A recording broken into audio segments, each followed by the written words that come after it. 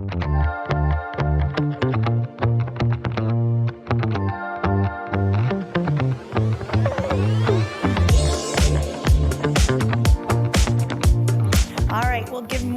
morning. Some of your fellow compatriots, I think, are going to be skulking in shortly, but you were great enough to be here on time, so we're going to start on time and take you through our session today. So hopefully you had an amazing night. I did. My voice is starting to fade a little bit.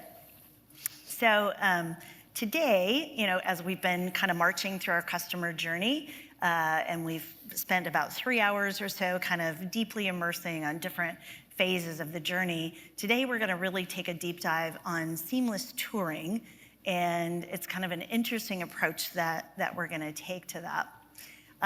So it is about kind of this seamless, thrilling, the whole point is to kind of get them excited and engaged. And as we talked about yesterday, we kind of hit this complete spectrum of graphics, right? Which can be very overwhelming, and there's a lot of things to consider, use cases, et cetera. But we kind of want to pull back and go, well, why bother, right? Like that's a lot of, effort that we have to put in, and why is that really important? And I want to kind of remind us of why that is super important.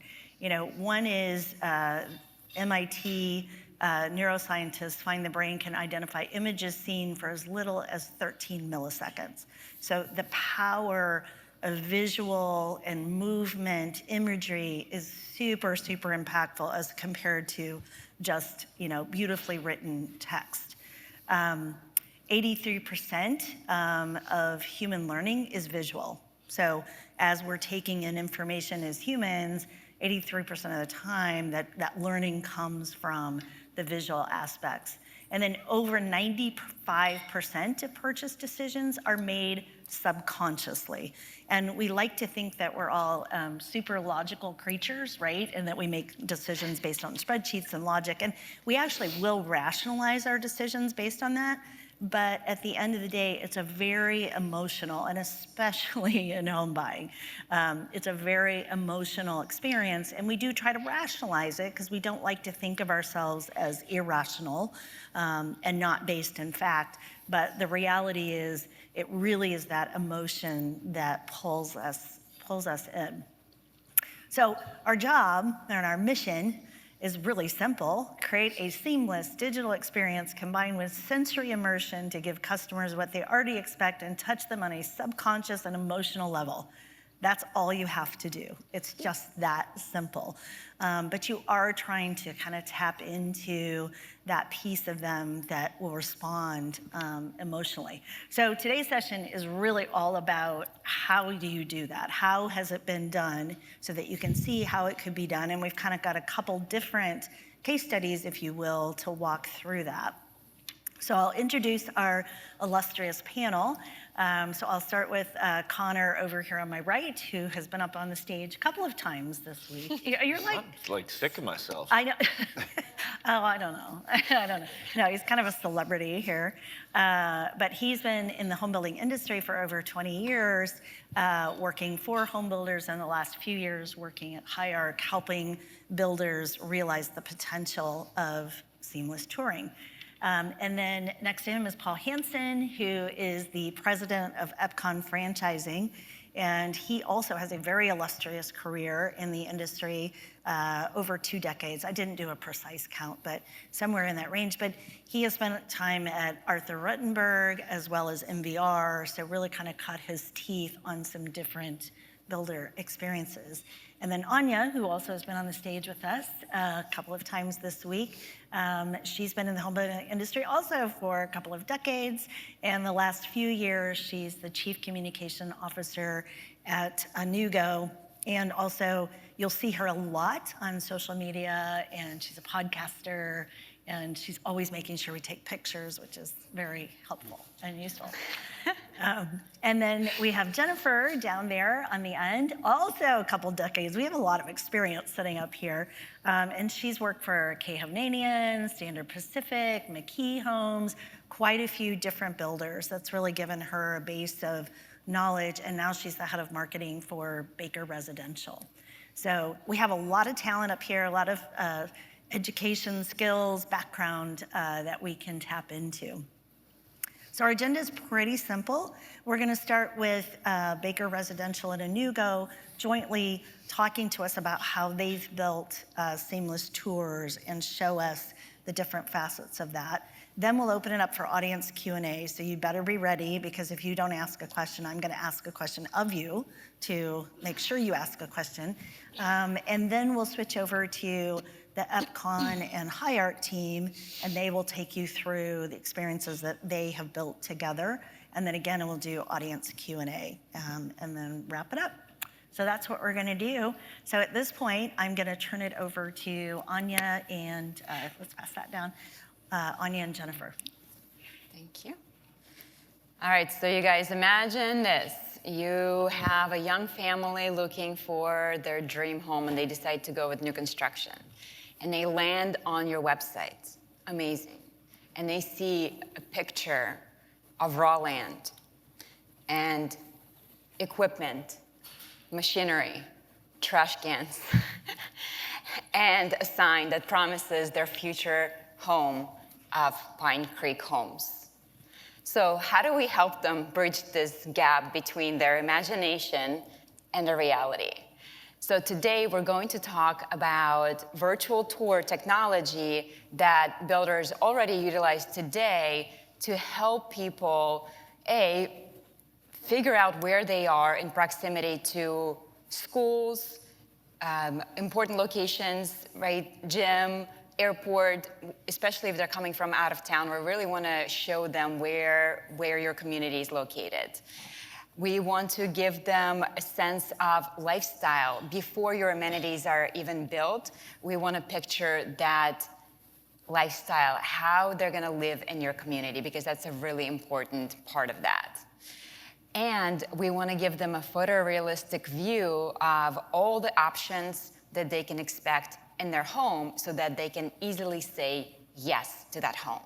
So before we get to this, the sexy interior of the home, we must start from the outside, because your buyers often start from the outside, right? Just like they come to your community, they start from the outside. So when we work with our clients, we really try to come up with the story for that community. So Jen, you have done so many different virtual tours with Team Anewgo, and so you're intimately familiar with the entire process. Yes. So talk us through how do you decide what that story looks like for your buyer? Say, we can take latest example of one of your communities that you worked with. Yep. How do you come up with that story? What story are you telling? So what we look at, and I feel like it's expanded every time we open up a new community on how deep we want to dive into what that looks like. So we started out with some virtual tours and things like that, and then we realized we're a predominantly dirt sale builder. So when we're starting to pre-sell homes, it's like she said, it's just dirt out and there's streets maybe are paved. So trying to really paint that picture. And so what we do is we look at who our buyer segment is going to be, where we think those buyers are coming from, and try and really show what the life of the community is. I think a lot of home buyers today think they're very good at visualizing things, and will say, oh yeah, I can see it, I can see it. But what we find is that they can't really understand what it will look like, or based on previous experience or in the past, they might have some reservations as to what will actually be built compared to what we're saying is built. So if we can show that to them and say, this is the renderings, this is exactly what it's going to look like, that's super helpful to them. Yes. So let's take this journey from the outside. We're going to start from the bird's eye view, and we're going to zoom in all the way into the home. So we're going to show you several different clips that I pulled out from different virtual tours that give us some great examples of that. So starting with the bird's eye view. So many of our buyers may be moving across the country, they may be moving across town, but either way, they may not be necessarily familiar with the location of your community. So talk to me about the importance of showing your buyers where they are on the map And how do you decide which points of interest do you want to show before they even get into the community itself? Absolutely. For those that have been in the industry a long time, you remember walking through and showing the map on the wall of where you are in aspect to everything. And that just doesn't happen these days anymore. People want to know exactly, and usually know by the time they even come to your website, what locations they're looking at. And they need to be accessible to a lot of education, hospitals, airports, things that are important to how they live each day. And so they need to know that information right off the bat. Raleigh's the kind of market where, fortunately, we have a ton of tech that has come into the industry. And so people want to know all of these things on how quickly they can get places. So we try and show that right off the bat. It's something that people can see, and all of a sudden it's like a check the box. They know exactly where they are and what they're close to. Mm-hmm. And then one of the things that I like that you do is superimposing community into Google Maps, because that is, you know, when you look on Google Maps and you see whatever the land is there, it's very difficult for buyers to really imagine, okay, what is that going to look like? So we superimpose that community right into Google Maps so they can see, okay, this is how it's going to connect to this road in this location. So it's very clear in their mind where this community is going to be positioned. As we know, Google Maps is always behind a few years on updating that information. And that's one of the biggest things that we wanted to do when showing the location of the community is you can see it on a stagnant map and that'd be fine. But when you put it into Google Maps, you can actually see where it is in location, what the neighborhood around it looks like. My biggest pet peeve is when builders show you a rendering of a home and there's like a beach behind it or mountains behind it, and you're like, you're not even anywhere close to those kinds of things. So really showing what's actually in the location. Mm-hmm. And I think it follows the same style of if your customers come into your model home, right? Where do we start? We always start on a map, giving them orientation of where we are now, and then bring them in closer. So next, we're gonna go into the community itself. So talk to me about the importance of representing the topography, because topography is so important. Mm-hmm. It's not always flat. So we have an example here of Weaver Homes, which is located, I believe, outside of Pittsburgh, Pennsylvania, which is very, very hilly. And so, you know, you're not going to get the same view from, again, looking at a flat image of a map or even a site plan with all the squiggly lines on it, right? Because what are these squiggly lines? What do they represent? Yep, absolutely. So as I said, we have seemed to grow with Anewgo over the years, and part of that is home buyers will come in and during their experience they'll say, oh, I didn't know that I was going to have 4 extra stairs on the deck because of my lot topo or whatnot. And so we've really tried to take that feedback from people and incorporate it. So this has really become our entire sales tool. And we started incorporating the topography about 2 years ago and have got wonderful feedback from that, because buyers can actually see, is there a step up to the landing on the front door? How many, I mean, just those kinds of questions. I feel like buyers today really want to know exactly what they're getting. And so to be able to showcase that to them is really important. How close they are to the amenities, what the landscaping looks like. So we actually take the exact landscape packages that we have to submit to towns and the cities and give those to Anewgo. So they put exactly what is planned right there. So it really takes those questions out. One of the things we just recently did actually was we're working on a new project, and we had to submit to the town what the envisionment of that looked like. And so this has been a great way actually for our entire leadership team to get involved, because from start to finish, we can show the different municipalities, this is what our plan is, this is what it's going to look like. And as far as the topo challenges, we have looked at as far as what kind of wall systems and different things that we're going to have to put in. From a financial side, we look at that, and we have done topo renderings like this, but without any houses on them, to actually show what the neighborhood is going to feel like, the hills, what we're going to need to do there. Mm-hmm. And then I think showing walkout basements, that is a big one, because obviously for buyers, most of the time they have, I mean, it's a big decision, whether I want to buy a home site that is a walkout or is it going to be in-ground basement. And so this really helps to paint that picture of what the backyard's going to look like, because I think my personal experience from selling homes, that was always something that I struggled with. I remember back in the day, I would come out with my measuring tape and I'd be standing in the backyard and measuring, saying, okay, this is going to be your backyard from here to here, and it's going to drop by a foot from here to there, and you do your best to try to paint that picture, but it usually ends up in disappointment. So this is definitely a great tool to be able to show them what that walkout basement's going to look like, and they can much better plan for the types of furniture, the type of setup, the type of lifestyle that they're going to have. Talk to me a little bit about the orientation of the homes. Sure.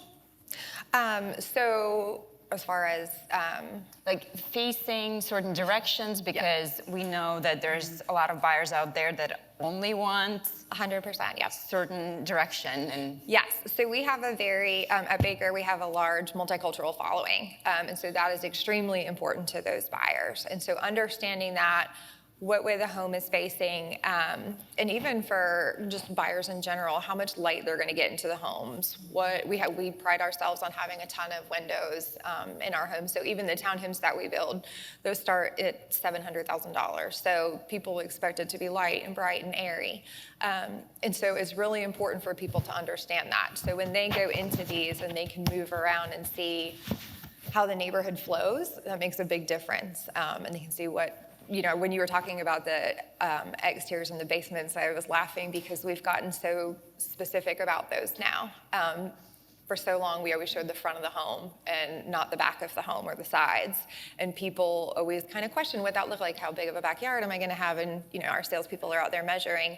And as I said, this has become our sales tool, because we can take this and the home might not even break ground for 3 to 6 months, but we can already show them what their backyard is going to look like. So it's taken all those objections out of the salesperson having to deal with them, because they're just able to show it. Mm-hmm. And of course, we still do all the hero shots. So, in the front of the home, when we glide through, we do make sure to pause and give that perfect image of the home. But it is important to show it from all the different directions. One thing to add too is, as we were talking yesterday about these gorgeous renderings and to have those, one of the best parts of this is that we can take stills from the video and use those as our actual rendering. So it's the perfect combination of being able to, if your budget is tight, use those kind of ways where you can take something that you already have created and then go ahead and implement it. Mm-hmm. And then also, when you're thinking through the community like this, what input do you typically give Anewgo as far as the types of cars you want to show, the people? We're going to get into amenities in a second, but how much feedback do you typically give Anewgo versus what we come up with? We have worked together for so long that I think we kind of know each other's styles. So it's pretty easy to go ahead and kind of get those things wrapped up. But what we do is we take a look at it like we would any other project on who is our buyer, what are they looking for. Subconsciously, we want them to say, oh, that's the kind of car I drive, driving into the neighborhood, and just feel at home when they're looking at it, right? So if it's not a neighborhood where somebody's driving a Porsche, we're not going to put that in there just to show it. It has to really feel authentic to what the neighborhood is. So you'll see some of ours with lots of children. There'll be lots of minivans in there. You'll see other ones where, like this community is a lot of singles. And so you'll see just different aspects of it. And that really does help sell and paint the picture of what this community is. Let them feel like they can see themselves in that community. All right, let's talk a little bit about amenities next. So how do you decide whether to show all the amenities or just show, if you just want to show the community with the homes? Because, obviously you can't spend maximum budget on every single community. Absolutely. So what's the decision there? So For most of our communities, we actually don't do a whole lot of on-site amenities. We have a location, so we use a lot of the local surrounding community. That's truly our amenity. This one that you see on the screen right now, this is going to be our first master planned community. So we tried to show every detail. Again, things that were submitted to the city that we know that that's what's going to be required is what we show on our plans. So down to the shade structure, the children's playground, that's the actual one. I send that to Anewgo and they put it in there. So it really is exactly what people will see once it's there. Even down to the brick colors that we use on the renderings. We were going back and forth on that last week. Just making sure that what they see is what they get, because that would obviously be the worst thing is if we're showing something that is not actually what they're able to attain. And so we do this. I actually go back and forth with our DP because we've been going back and forth on what our pool and cabana will look like. And I had some ideas on renderings to put in there with the Anewgo team and placeholders, and got shot down that we couldn't show anything until we had it tied up on exactly what it was. So that was a little pain point for me. So we kind of skipped over and just filled that area with future pool and cabana. But as you can see, community garden, things like that. I mean, the community garden on paper, when you look at it, pretty lame. When you look at it on there, you're like, wow, maybe I could take up gardening. I don't know, like, it could be fun. Yeah, I could totally see myself doing that. Yeah, absolutely. And again, you can just see how relaxing it would be to go for a stroll, for a run, for a jog, or be outside with your family in this community. And it truly is such a big extension of your life outside the home, what you do outside the home. So. And you're subconsciously seeing it, right? It's not a salesperson telling you, oh, you can go run the trails and you can go do this. It's 10 seconds of you seeing it and thinking, oh, I could do that. That sounds like that's what I would do. Mm-hmm. Now, I know you're big on incorporating local themes, I would say, so really making it feel like it's North Carolina. So talk to me about the little elements that you like to add into your virtual tours. Yes. So I like to say we put little Easter eggs in our videos. And so what we'll do is we'll incorporate, one of the neighborhoods is super close to where the Carolina Hurricanes hockey team plays. So you'll see as you're driving down the streetscape, somebody will have in the virtual tour a little Carolina Hurricanes flag, or they will have an allegiance to NC State or UNC Chapel Hill. Don't think we've put any Duke stuff in any of our videos as far as I'm concerned, but there's this huge rivalry of colleges where we are, and so to see that, and people will pick that out, and they'll come into the sales center and they'll say, oh, you need to take that flag out of there, and it's a fun way to kind of bring in the local community to what we're doing. Sure, yeah, my favorite part is seeing little Easter eggs throughout. It's like, how many can you find? We should make a game of that, yeah. Yes. So this is an example of one of the communities we've done for Ryan Homes that does show the pool.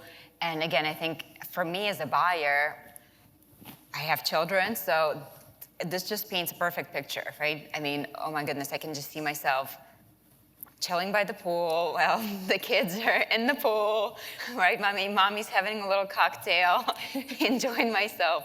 So let's talk a little bit about the people that you choose to show in the video. How do you come up with the demographic, the ages, and I know we've even shown pets in the past. So what does that thought process looks like? Absolutely. So it's very similar to when you're getting ready to stage a model home, right? Who's the buyer that's going to be living here? What are their interests? What kind of photos do we want to put in the photo frames that are in here? What is their life? And so that's kind of what we talk about when we start looking at who we want to visualize in these. Gone are the days, in my opinion, of just the static videos where there's no people. I think those were great to start with, but now when I see them, they come across kind of cold and just not truly livable. I don't think people can see themselves in those areas.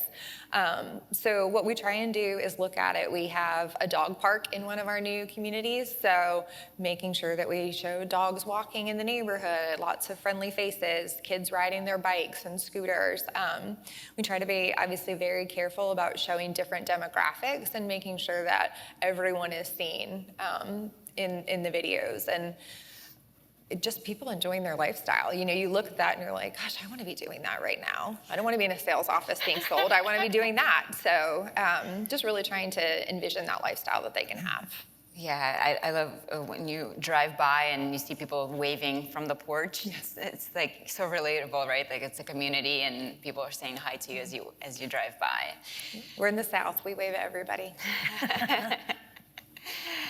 So I've muted sound on all the videos, but typically we would have a nice music playing to go along with it. The next video, we'll see if the sound came through. What it sounds like is waves crashing and seagulls chirping. And so again, these are little elements that you can bring into your virtual tours when you think about what kind of mental picture do you want to paint for somebody, right? Like when you hear the seagulls chirping right away, you're like, it's the beach. Guess coming through slightly. So it didn't, I guess it didn't like me recording it. So, but yeah, it's all about those little subliminal messages, how you want to make people feel, because at the end of the day, like you said, it's not about logical decision, it's about emotional decision, especially if you're buying a beach house, right? You really want to feel what it's going to feel like to wake up in the morning and have that cup of coffee and see the sunrise or the sunset. And so one of the things that we do show is that panoramic view where it goes from the sunrise to sunset. And you can really see the skies changing. And I know we've also experimented with seasonal changes. So if you want to show summertime by the pool, or if you want to show that wintry community, especially if you're building in, say, Colorado, you really want to picture that, right, the snow, the mountains, whatever is around, so people really feel like, oh, okay, I can see myself living this, and I really get the experience of that. Right. So if you could do like the salt spray, I would like when you walk out, yes. right? You come out with beach waves after. Kind of rush of humidity and all of that. It does make a huge difference, though. Yes. You know what I read yesterday? That AI learned to identify different smells now. I don't know how they did it, but it can smell now. So coming to computer near you soon. New feature. Exactly. Now, one of the cool things that I'd like to see is multiple models. So just like in a community, sometimes you may have multiple models. That's one of the things that we've seen with Baker Residential is you guys like to show multiple models and let people roam freely the entire community where they have a choice of going from model A to model B, et cetera, et cetera. So talk me through this, because this was one of the coolest projects that we've done. And my apologies ahead of time, I'm not a gamer. This was very challenging for me, recording this, going in without crazy yo-yoing. So if you get sick, look at the screen. Stop, look down. Yes. So one of the things, like I said, we're a predominantly dirt builder. And so, for example, we have a model home, a true model home that you can walk into that just opened, and we're like 90% sold out of our community. So we don't have true fashion models usually that people can walk through unless we're using them for future communities and things like that. So our virtual models are our models. So we also do, because we are a private builder, we do a lot of our own architecture and floor plans. So if we find a small infill piece that has 30 units to do and we don't have any product that currently fits that, we create that product. And so there's not pictures and photography and things like that. So these virtual models to us are really all we have to show of what these homes can look like. And so we take great pride in that, and we try to make them look like what we would do as if it was a model home. And so being able to walk down the street and you can see every single floor plan that we offer and walk through it and visualize it and see it. So gone are the days of trying to figure out the differences between the homes. You can actually walk through and say, okay, I like the kitchen feel on this one, and I like that the primary bedroom up here is this way. And it really gives people a sense. So by the time they walk into a sales office, they're like, well, I like the Sawyer plan with the extended bedroom and the upgraded primary suite. You know, they already have all that information, which is great. Yeah. And then how do you make decisions on showing packages, furniture, options? So I know one of the latest communities we've built out for you, you decided to go all out and show every single structural option. Yes. Again, that's something that's changed over time. When we were first starting out, we would do just basic, we did the exterior color changers, and we were like, woo, this is so cool. And then we thought, okay, we need to show some options on the inside. I'm a big believer in not showing things that the buyer cannot get. So a lot of times you'll see builders do that, and we always try to be authentic to who we are, and we're not going to show something that is just not something that they could get or that we would be willing to do for them. So we try and show exactly how we would stage it as a model home with the different options they have. You'll see those little blue icons. Those are my favorite things ever, because people can click on those, and all of our structural options now are in there. So as people are deciding if they want to upgrade, I think somebody said it yesterday, the more they can play around with that and see that, the larger opportunity is for them to upgrade. And that's what we've seen across the board. You know, you say, oh, do you want a gourmet kitchen? I don't know, what do you get? Oh, you get a vent hood and you get this, but when you can actually see it, they're like, oh, I want that. And that makes the biggest difference. Some of our plans have really dynamic room changes, which is great. And then also with this, which I love Anewgo because they're just so patient with me. But a lot of our plans are, okay, if you get this, this changes. Or if you get this, you can't get this, or that locks out different pieces. And they are so good about that. And so what the buyer is able to do online in creating their own floor plan is exactly true. So you can't get, you know, a third story with blah, blah, blah, blah, blah. It's really restrictive to exactly what we would let you do in the sales office. And one of the last things I wanted to talk about interior is furniture. So obviously you spend so much time on the real model home, deciding on the furniture, merchandising, on all of that. So how do you, how much guidance do you give Anewgo? What type of furniture do we put into the homes? Again, I feel like the longer we've worked together, we know each other's style, but it is so much fun to go through and pick out furniture for virtual. It's like, oh, let's go to West Elm and shop here and give little snippets of what we like. But one of the great parts of that is they can really look at it, and you tell them who the buyer profile is, you tell them kind of what price point these people are, what they can afford, and then they really just take it from there and run. So you're not having to pick out every piece of furniture. You can give ideas, and then you can say, oh, I hate that lamp. Change that out. That's not what we want, or different things, and it's super easy. The other thing that I will say about these is anytime a change is made, to be able to change it on the virtual is so easy. You just change it, move it on into the field. It's not one of those things where as a true model you're saying, oh, this is under construction now, we have to move this, or people can actually visualize it and see it, especially if it's a change that needs to be made in the field to the buyer for a specific lot for whatever reason. It's super easy to say, okay, look, this is how it changed and this is exactly what it's gonna look like. So to wrap up this, this presentation, so we've talked about implementation process, right? We talked about figuring out the project scope. So when we first started working with the client, we always ask, do you want to represent the model home? Do you want to represent the entire community?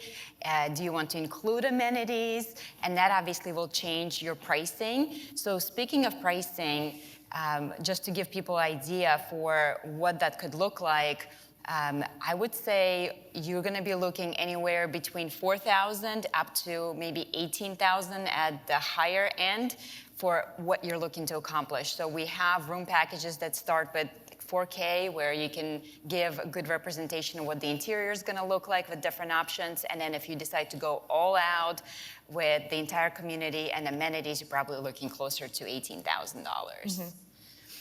Let's see, coming up again, representing that location, starting with the bird's eye view so that they know exactly where they are, all the proximity to important locations, telling the story of the buyer, who the buyer profile is, what kind of cars are they driving, what they look like, are there pets?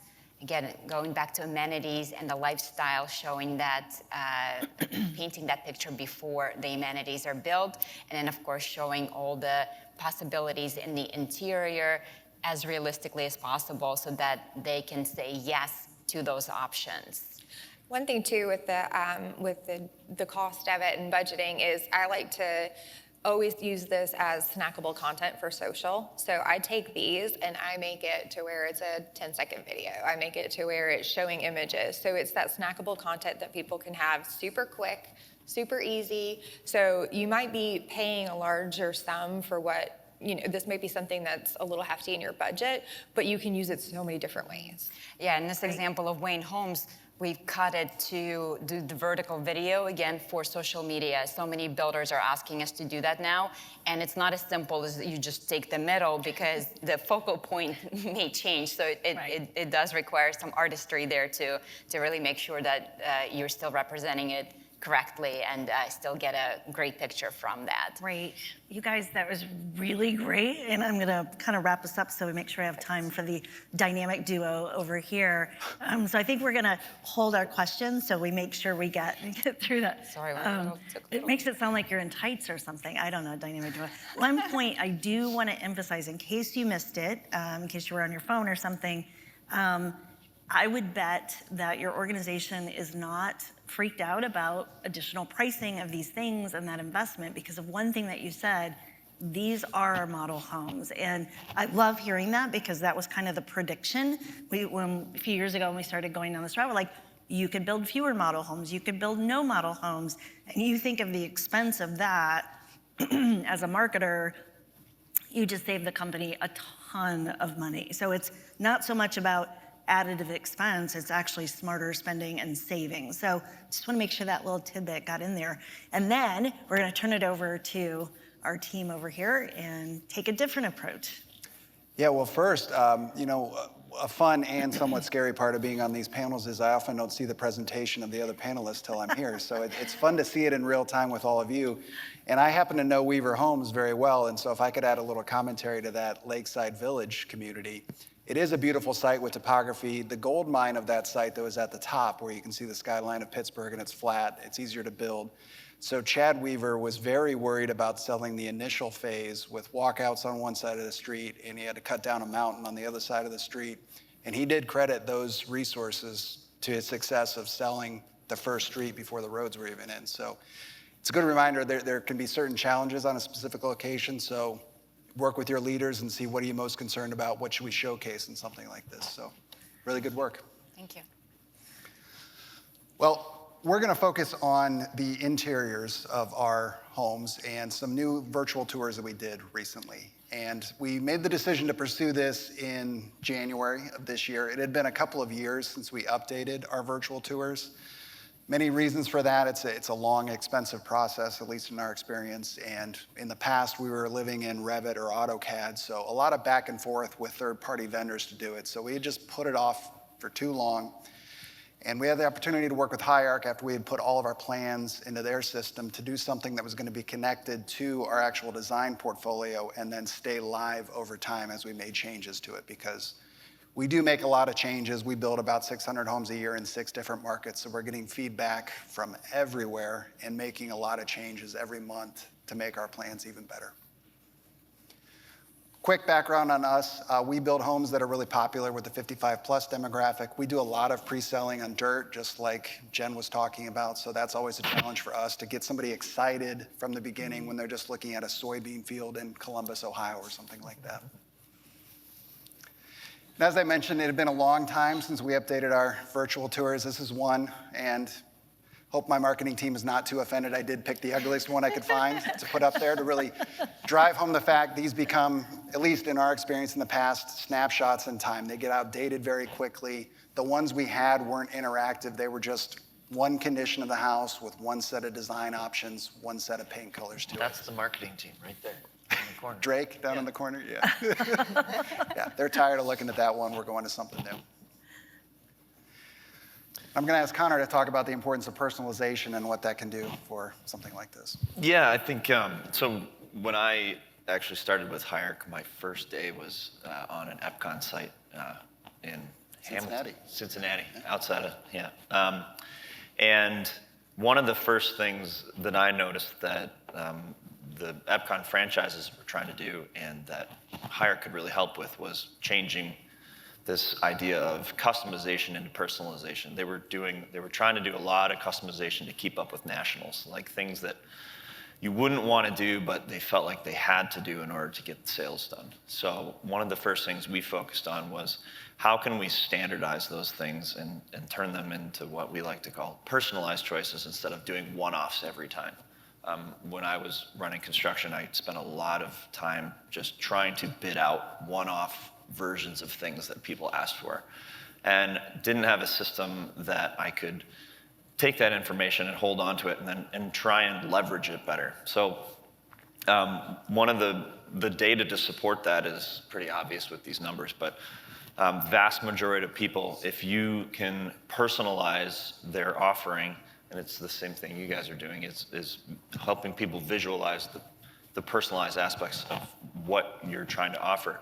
They're more likely to purchase, they're more likely to repurchase, and they're going to tell other people about it. And then when they do tell other people about it, those people are going to have their own experience, and it's not going to feel like a cookie cutter experience that somebody else has had.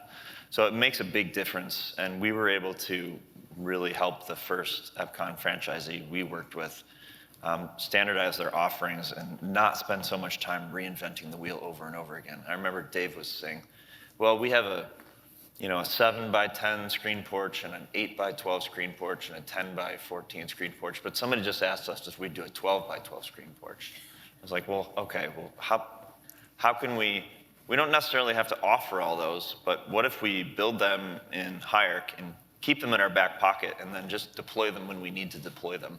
And we can do that over and over again. And it really helped them out, and we've seen success with that with our other builders as well. And the idea here is obviously we're not just selling a product. I have to remind myself not to refer to what we're doing as a product. It actually is somebody's home, and it's not even our home. When I was telling somebody the other day, when I was working for Pulte doing customer service, the only homeowners' names I knew were the ones that I really couldn't stand. So there'd be lot 37 or lot 42, but you knew Washington, and I was a lot younger then, but it's become more important to me, and I think more important to us as an industry to remember that every house is somebody's house, and the more we can make it feel like theirs and personalize their experience, that I do believe follows through all the way to our construction teams on site and all the way to the lowly customer service managers. Battling on the front line. That's right. Yes. Yeah.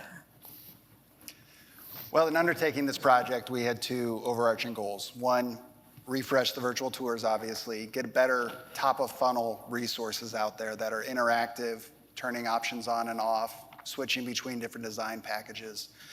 But then we thought we could also use them between contract and the design appointment, where they go and meet with one of our design professionals at a design studio, provide some shortcuts that they don't have to stick to these 6 different design packages, but once they've settled on an exact home design with the options, we can send them the tour, ask them to play around with it at home, and then come to the design appointment with something in mind that they like, or they could just go with one of those packages entirely and save a lot of time. So here's where we ended up. This is a screenshot of one of the new virtual tours, and we'll go through some videos at the end, but you can just see it's a lot crisper. It's on a new engine. You'll see in the videos I'm gonna share in a little bit that you can turn different things on and off and switch between the packages very quickly. Very user-friendly. You can use it on an iPad, iPhone, anything, any kind of mobile device. So everybody's very thrilled with it so far. We just released the first batch only 2 months ago, so don't have a lot of data yet, but some really good anecdotal feedback from the sales team and the design consultants and the customers that are using it on the website. Now, moving down the funnel, once we get to a point where we're having a meaningful conversation with our buyers, through Higharc, we do have a great tool that's called their Higharc Showroom. And so this is something that can just be done in a browser. They can switch between the colors, see the 3D view, pick all of their options, everything that they need even to go to contract. And they're doing this on a touch screen, typically in the clubhouse. All of our communities have a clubhouse, so that's our sales center. It can also be done through our website now through something called Showroom Intro that Higharc just launched recently. So that's more of a pared down version of it, just to get somebody excited once they move from interactive virtual tour to Showroom Intro to then scheduling an appointment when they're ready to save preferred home design with some options on it. I think too, an important thing to mention on that is the main focus there is agility. And like you said, you guys are in 6 markets, being able to keep up with those changes and not have to go back and redo an entire tour. We can make the change in the studio program, and that change will be reflected automatically as soon as we need it to be, which is really saves a lot of time and trouble, and saves, like you were mentioning before, buyers accidentally being exposed to something that we don't offer anymore, or that never existed or only existed in this market. So I hate that when someone in Charlotte turns on an option they shouldn't. But all of this then flows to the construction documents. Now, I know most people in here are more of a marketing background. I'm actually overseeing product development for us. So what's really important to me with Higharc, not just to have really great resources for the marketing team, but to know that everything is tied into what we're actually going to build and what my architect has designed on the front end. So it's all flowing through and then updating over time.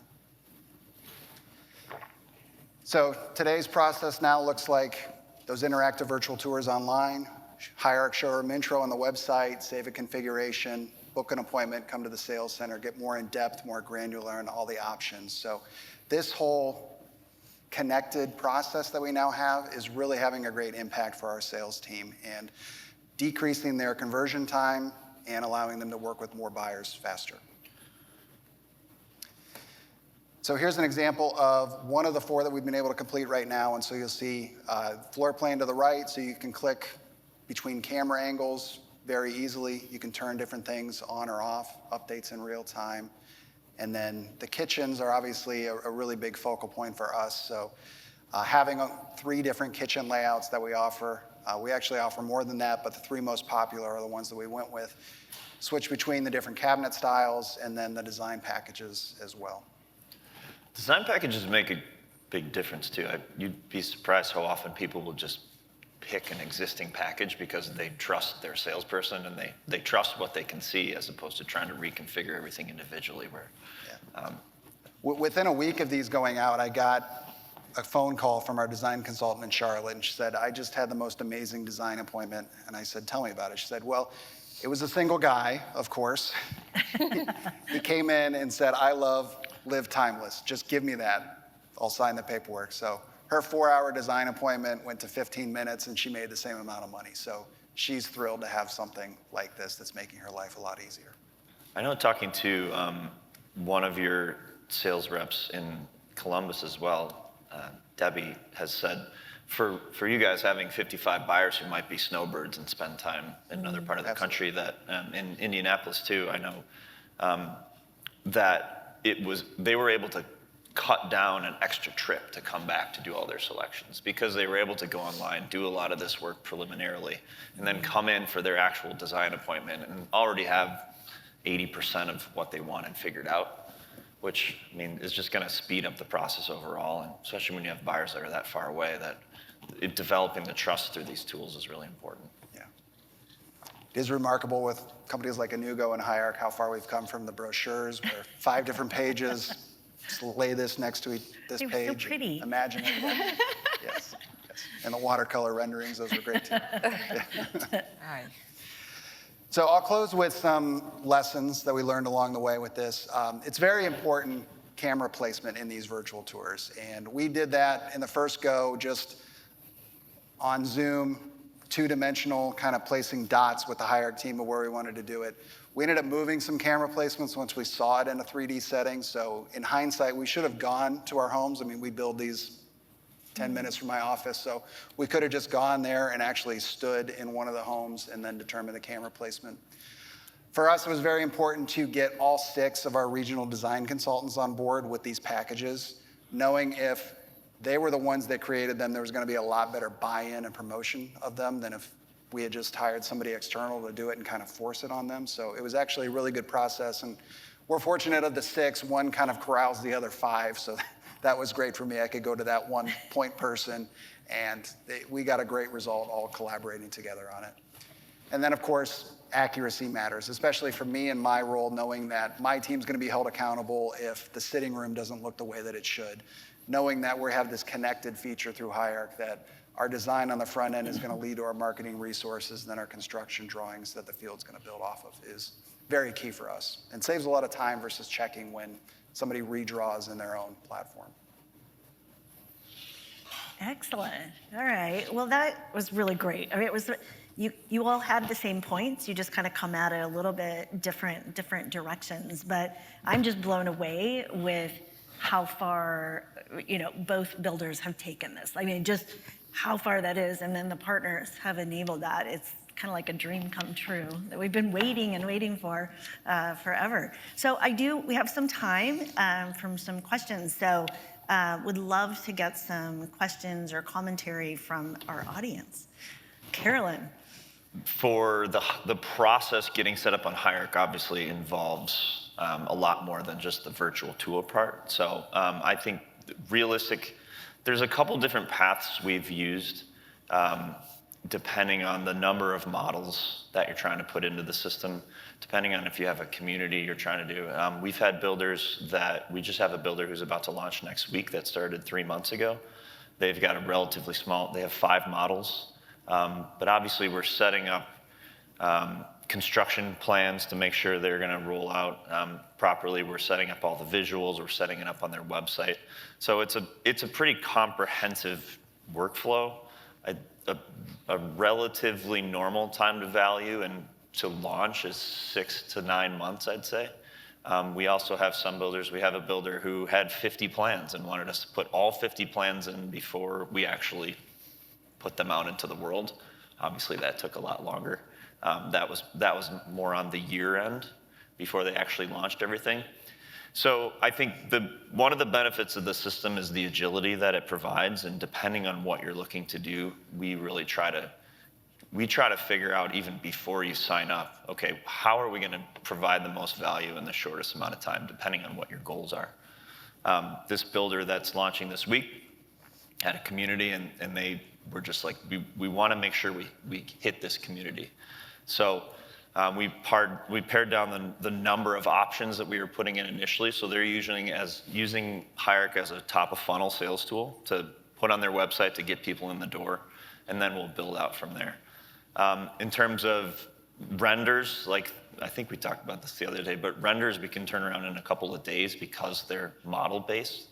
And the virtual tours, I don't know, how long did these take you guys, Paul?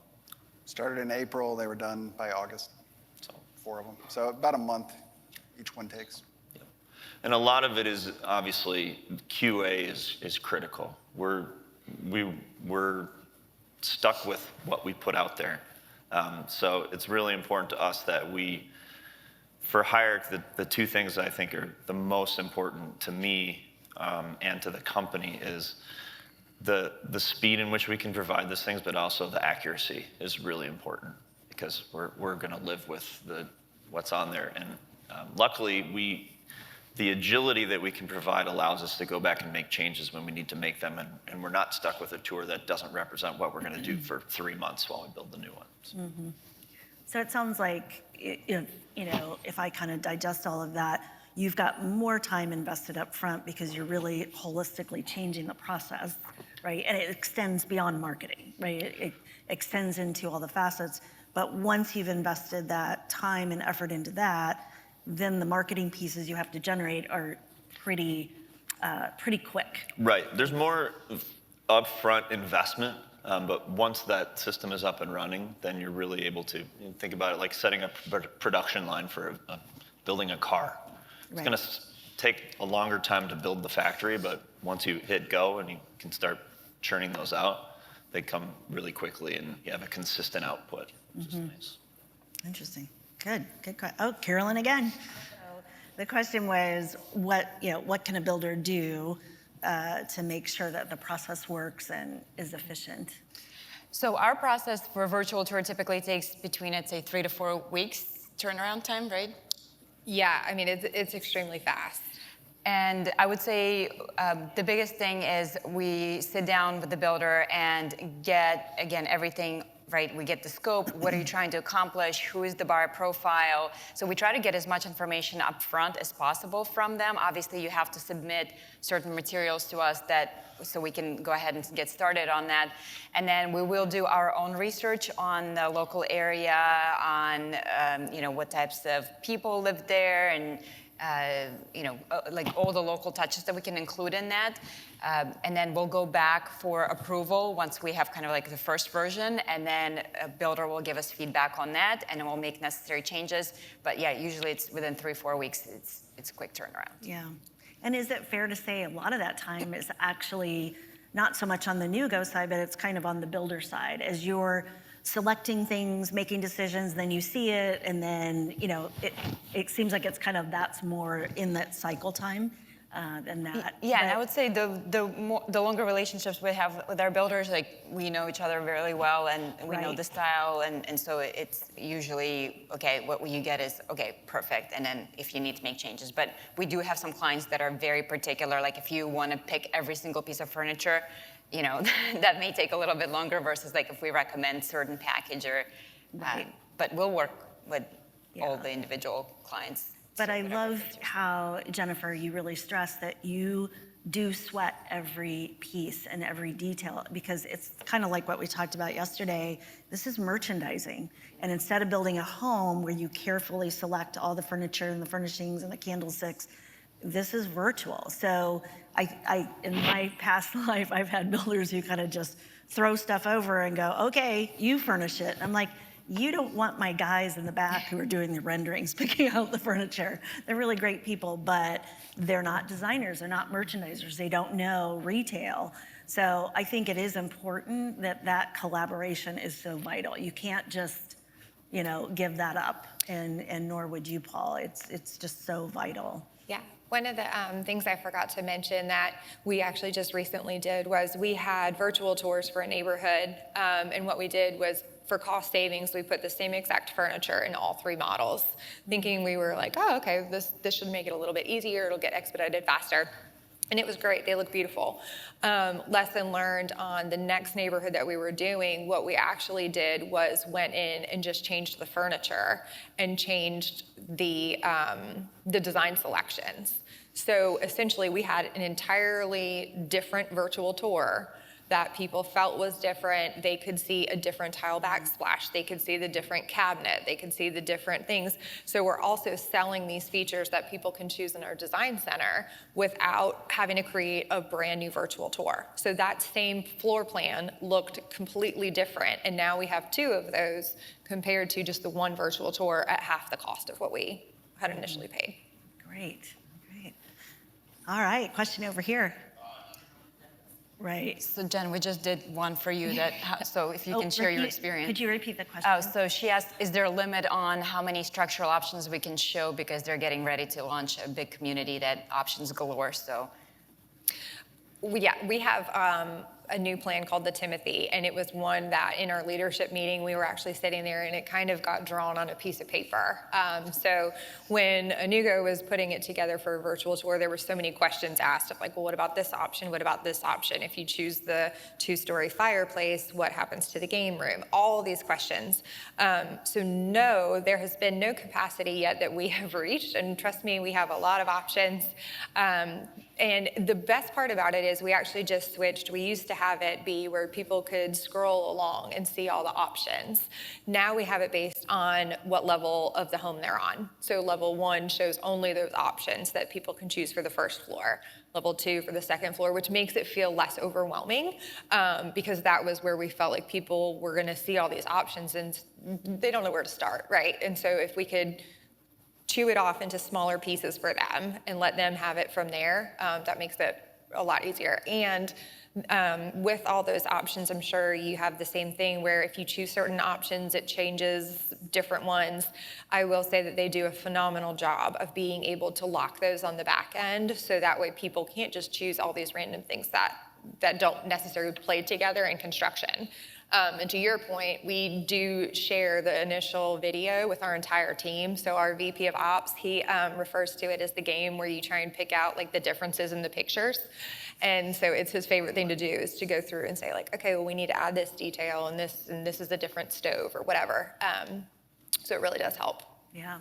So I think technically there's not a limit, but from a consumer retail, how much change can they consume, right? I think there's a consideration there as to how much you want to put in that. So Yeah, we deliberately didn't show every option we offer because we don't want people to get confused and then that lead to indecision. So right, they feed. it's a balancing act. There's also managing that large number of options across the rest of your business too that has to be considered. So the more you're going to offer in your marketing material, you're committing to offering to do all of those structural options and building them and make sure you're managing the purchasing around them and the estimating. And that may be the right decision for your business, but I think Paul has a very good point. How much they can consume on their own without assistance, you may just think about how much of that you want to present. So it's kind of a merchandising question. Decision paralysis, right? Yeah, you don't want them to seize up, which they do. All right, well, really good. I think what I got out of the session, and I know this space, is just how far it's coming. Like how far builders are taking it, our partners are taking it, and clearly the success is in the magic of the partnership. Like you have to be tied together at the hip. And it is interesting over time, you really start to know your builder's business because they've let you in and they can really help. So really appreciate everybody's time and effort. Thank you for our amazing panel.